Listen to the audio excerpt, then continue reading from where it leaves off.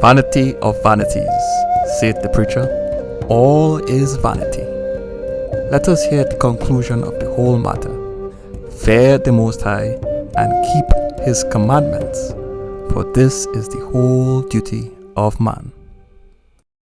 Shalom, Israel. I am Brother Simeon, Israel, and welcome to today's Bible lesson. First and foremost, I'd like to start by giving all praises to the almighty power of my forefathers, the almighty power of Abraham, Isaac, and Jacob. Today's lesson is titled as, Should Israelite Captives Seek Peace or Conflict? In today's lesson, we'll assess the fate of the Israelite warrior without the Most High. We'll explore today's topic by looking at the following points. Firstly, when is the Most High on our side? Secondly, what is the current state of the nation of Israel?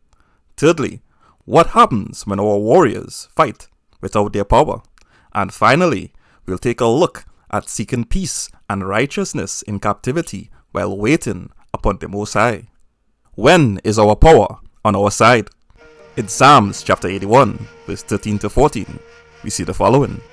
O that my people had hearkened unto me, and Israel had walked in my ways, I should soon have subdued their enemies, and turned my hand against their adversaries. When no iniquity is found in Israel, that is, when they fear the Most High and keep His commandments, the Most High will stand with His people against those that seek to dominate and mistreat them. Then all the heathen will know that the Most High is the God of Israel. In addition, in Isaiah chapter 49, verses 24 to 25, we see the following. Shall the prey be taken from the mighty, or the lawful captive delivered? But thus saith the Lord, even the captives of the mighty shall be taken away, and the prey of the terrible shall be delivered. For I will contend with him that contendeth with thee, and I will save thy children. Indeed, when the nation of Israel is collectively lawful, the Most High will always deliver us from our captors, even the mighty captor who sets himself on high. The God of Israel will fight for the righteous children of Israel if no iniquity is found among them, as we piously worship the Most High only. The current state of our nation.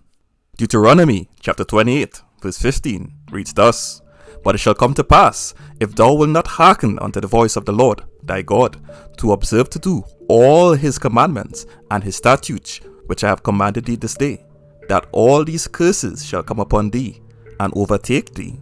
Because of the disobedience of our ancestors, Israel is today a cursed nation. Furthermore, in Deuteronomy chapter 28, verse 41 and 49 to 50, we see the following. Thou shalt beget sons and daughters, but thou shalt not enjoy them, for they shall go into captivity. The Lord shall bring a nation against thee from far, from the end of the earth, as swift as the eagle flieth, a nation whose tongue thou shalt not understand, a nation of fierce countenance, which shall not regard the person of the old, nor shew favour to the young.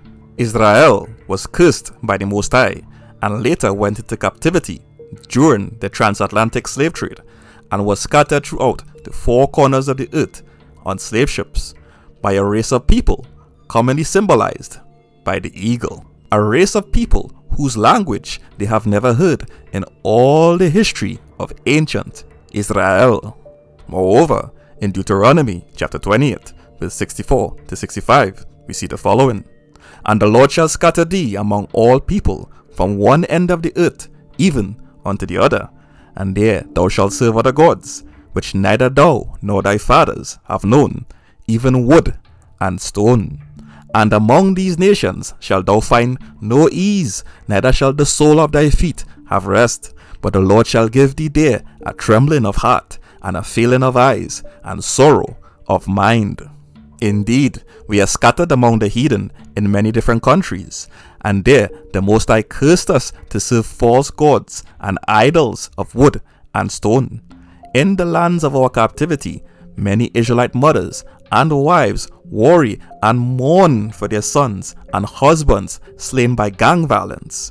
Gang violence fueled by global, systemic, anti-black racism and inequality. Israelite youth fight over turf that they do not own, drugs that they do not produce, and shoot each other with guns that they do not manufacture. There are no coca plants or gun factories in the ghetto. This is all by the design of very evil and powerful men. Furthermore, in some countries where we are scattered, we not only have to worry about Israelite men killing each other over the crumbs left to them by the dominant society, but we also have to worry about militant and cruel police brutality. In addition, Deuteronomy chapter 28 verse 48 reads thus, "Therefore shalt thou serve thine enemies which the Lord shall send against thee, in hunger, and in thirst, and in nakedness, and in want of all things. And he shall put a yoke of iron upon thy neck, until he have destroyed thee." The men of Israel were once fierce warriors, men of valor, men of dignity. We were royalty. But now many men of Israel are spiritually destroyed and in psychological bondage. How then are we supposed to lead our nation? Because of these curses, now most of us are forced to conform to the standards set by the heathen in order to maintain some semblance of peace and sovereignty. Most, but not all Israelites, submit to the ways of the dominant class in order to clothe themselves, feed their families, and keep a roof over their heads. Oh, how the mighty have fallen, all because of our love of false gods and idols. Indeed, many of the mighty men of Israel are destroyed, and those left with any fight in them meet the cold reality of global, systemic, anti-black racism, a system that operates almost autonomously to destroy any remnant of power out of the nation of Israel.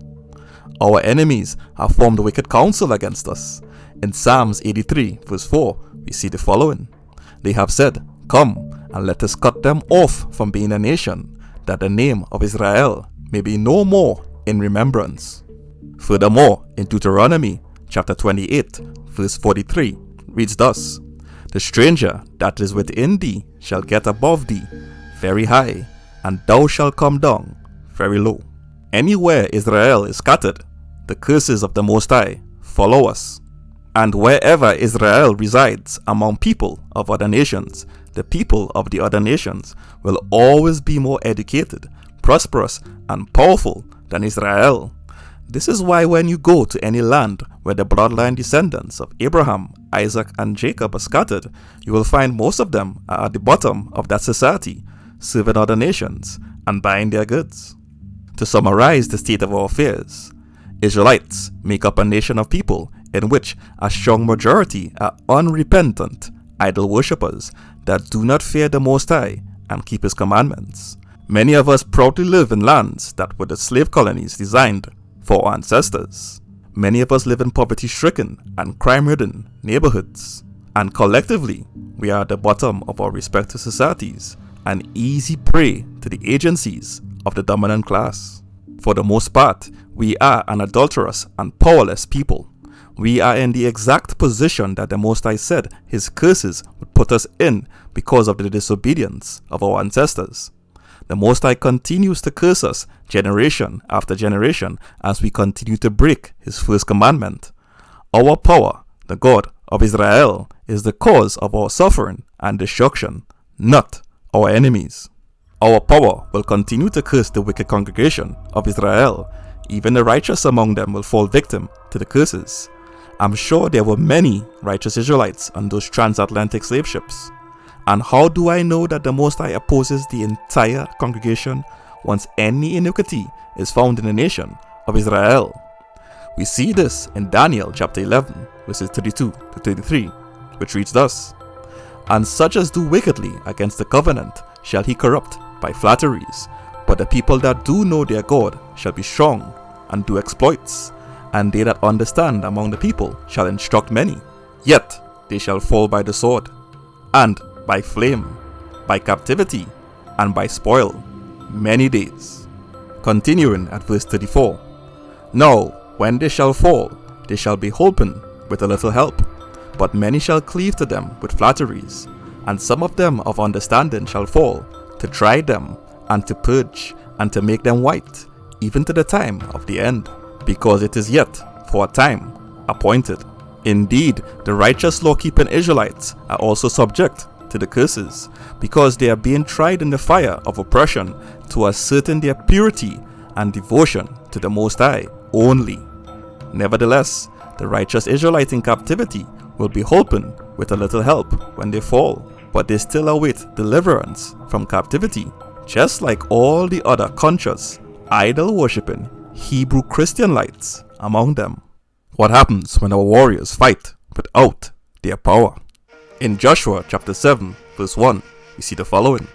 But the children of Israel committed a trespass in their accursed thing, for Achan, the son of Carmi, the son of Zabdi, the son of Zerah, of the tribe of Judah, took up the accursed thing, and the anger of the Lord was kindled against the children of Israel. In the eyes of the Most High, all the congregation of Israel committed a sin, because one Israelite named Achan took an accursed thing among them. Indeed, even though every man dies for his own sin, the Most High can and will send his wrath upon the entire nation of Israel for the sins of the few. And so the Most High turned his wrath on all the children of Israel for the sin of Achan. And what did the wrath of the Most High look like in this instance? We see this in Joshua chapter 7 verses 2 to 3, which reads thus. And Joshua sent men from Jericho to Ai, which is beside Bethaven, on the east side of Bethel, and spake unto them, saying, Go up and view the country. And the men went up and viewed Ai. And they returned to Joshua, and said unto him, Let not all the people go up, but let about 2,000 or 3,000 men go up and smite Ai, and make not all the people to labor thither, for they are but few. Continuing at verse 4. So there went up thither of the people about 3,000 men, and they fled before the men of Ai. And the men of Ai smote of them about 36 men, for they chased them from before the gate even unto Shebarim, and smote them in the going down. Wherefore the hearts of the people melted, and became as water. 3,000 Israelite warriors went before the men of Ai, that is, the Amorites, and were defeated and sent running away. They were shocked, for they expected the Most High to be with them in victory. And Joshua, the heir to Moses, then pleads with the Most High for understanding as to why he has abandoned them. We see this in Joshua chapter 7 verses 7 to 8, which reads as follows. And Joshua said, Alas, O Lord God, wherefore hast thou at all brought this people over Jordan, to deliver us into the hand of the Amorites, to destroy us? Would to God we had been content, and dwelt on the other side of Jordan. O Lord, what shall I say, when Israel turned their backs before their enemies? In verse 11, we see the response from the Most High, which reads as follows. Israel hath sinned, and they have also transgressed my covenant, which I commanded them, for they have even taken up the accursed thing, and have also stolen, and dissembled also, and they have put it even among their own stuff. Therefore the children of Israel could not stand before their enemies, but turned their backs before their enemies, because they were accursed. Neither will I be with you anymore, except ye destroy the accursed from among you. The Most High abandoned the congregation of Israel to fall before their enemies. This is because they transgressed his covenant. Indeed, unrepentant covetousness, especially of accursed treasures, is a transgression of the Most High's covenant. And what exactly were those accursed things that were brought within the congregation of Israel? We see this in Joshua chapter 7 verse 21, which reads thus. When I saw among the spoils a goodly Babylonish garment, and 200 shekels of silver, and a wedge of gold of 50 shekels weight, then I coveted them, and took them, and behold, they are hid in the earth in the midst of my tent, and the silver under it. The only way to remove a curse from all the congregation of Israel is to remove the accursed idols or treasures and the unrepentant people that glorify and sanctify them. We see this in Joshua chapter 7 verses 24 to 25, which reads as follows. And Joshua and all Israel with him took Achan the son of Zerah, and the silver, and the garment, and the wedge of gold, and his sons, and his daughters, and his oxen, and his asses, and his sheep, and his tent, and all that he had, and they brought them unto the valley of Achor. And Joshua said, Why hast thou troubled us? The Lord shall trouble thee this day. And all Israel stoned him with stones, and burned them with fire, after they had stoned them with stones. And what can we expect to happen once the congregation is purged? We see this in Joshua chapter 7 verse 26, which reads thus, And they raised over him a great heap of stones unto this day. So the Lord turned from the fierceness of his anger. Wherefore the name of that place was called the Valley of Achor unto this day.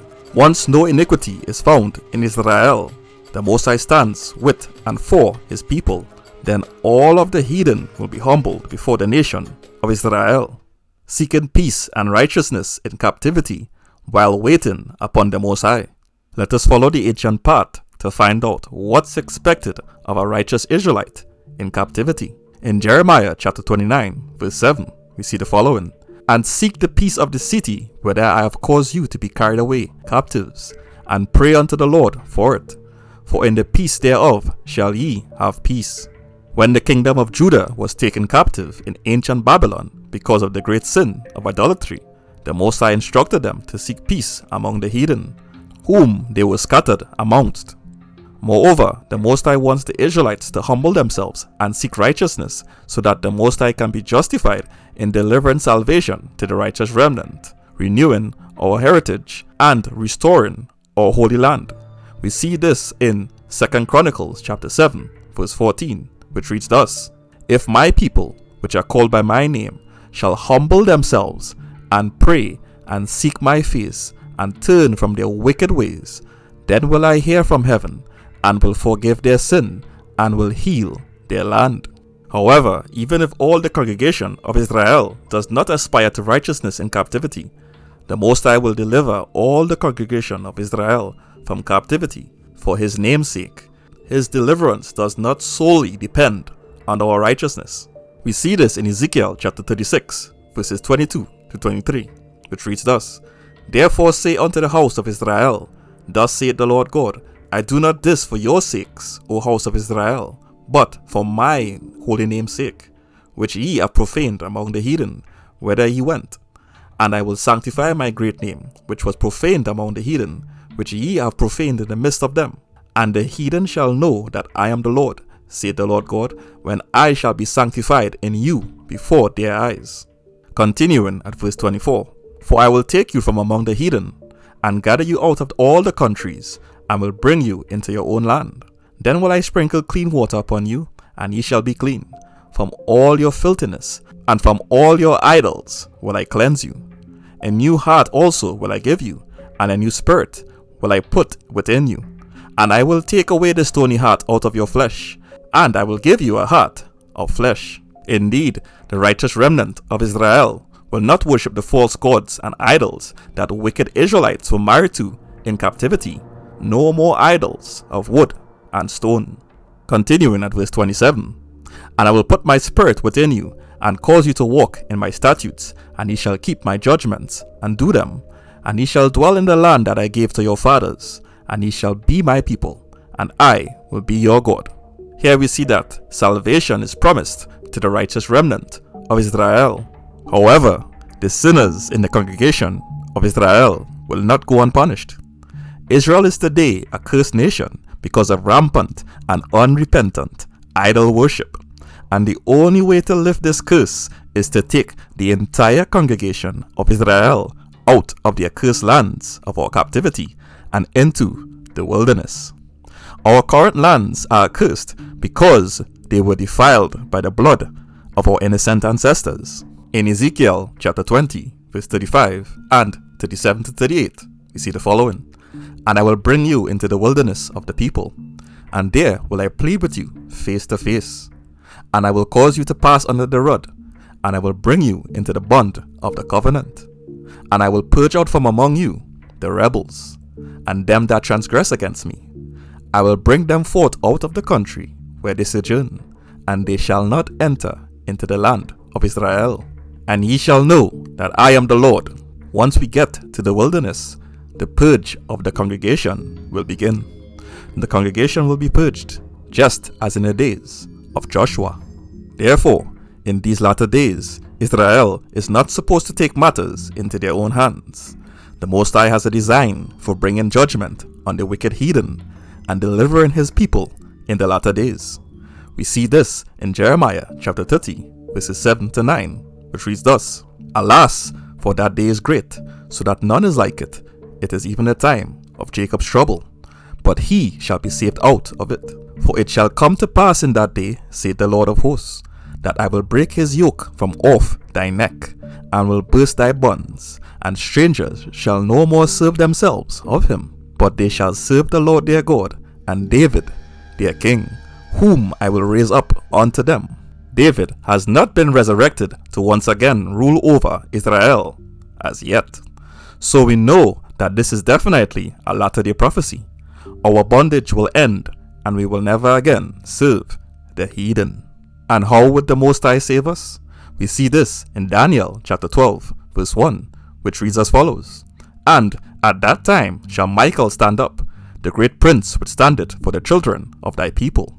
And there shall be a time of trouble, such as never was since there was a nation, even to that same time.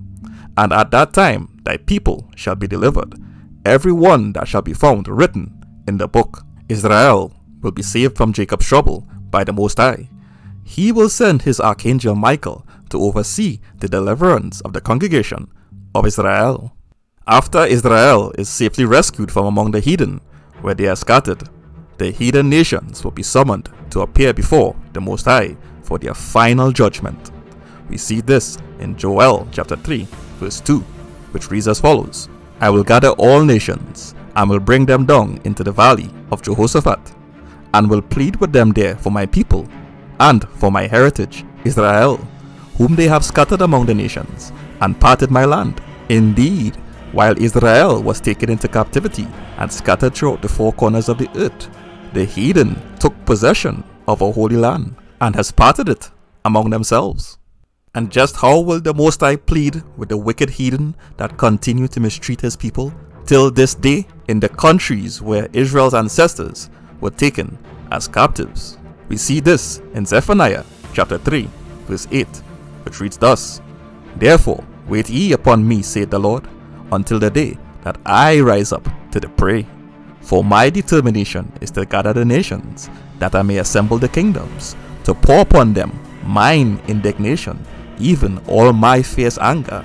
For all the earth shall be devoured with the fire of my jealousy.